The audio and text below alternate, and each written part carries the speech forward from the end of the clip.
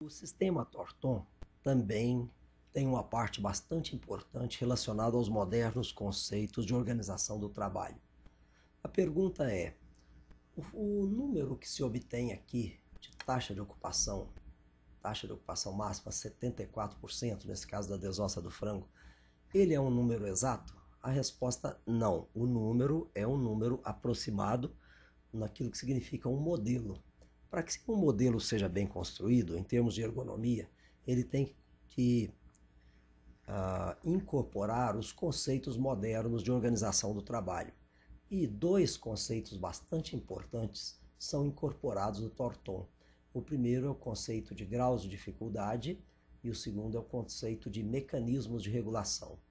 De que forma isso é ponderado? Esse sistema de comparar graus de dificuldade com mecanismos de regulação, isto entra no Torton na parte de resultado em que o fator da taxa de ocupação máxima 74%, por exemplo, nesse caso, pode se tentar um aumento de até 5% nesse valor, ou pode ser necessário uma redução de 5%.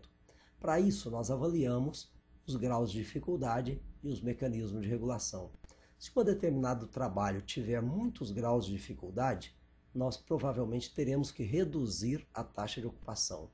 Mas se tiver muitos mecanismos de regulação, nós poderemos tentar um aumento em 5% na taxa de ocupação. Graus de dificuldade são fatores relacionados à condição biomecânica do trabalho, ao grau de treinamento do trabalhador. Graus de treinamento pobres vão indicar a necessidade de reduzir a taxa de ocupação máxima, os primeiros dias de férias após afastamento, e o usuário do Torton pode ir notando que à medida que eu vou marcando, ele vai somando graus de dificuldade aqui embaixo. O ritmo do trabalho, muitas vezes apertado, em dificuldade de acompanhar, vai aumentando os graus de dificuldade. Prêmios de produtividade, que muitas vezes sem limite máximo, podem ir aumentando, vão aumentando os graus de dificuldade, mas também ambiente psicossocial, dificuldades temporárias, índice de reprocesso, heterogeneidade dos ocupantes em linhas de produção, dificuldades relacionadas ao método, duração da jornada com jornadas excessivas. Tudo isso piora a condição ergonômica do trabalho e pode tornar necessário uma redução na taxa de ocupação máxima. O que são mecanismos de regulação? São formas de alívio que o trabalhador muitas vezes tem na sua realidade. Por exemplo, possibilidade de parar o processo para concluir a tarefa. Por exemplo, refeição no meio da jornada não paga pela empresa com duração mínima de 30 minutos. Por exemplo, rodízio eficiente.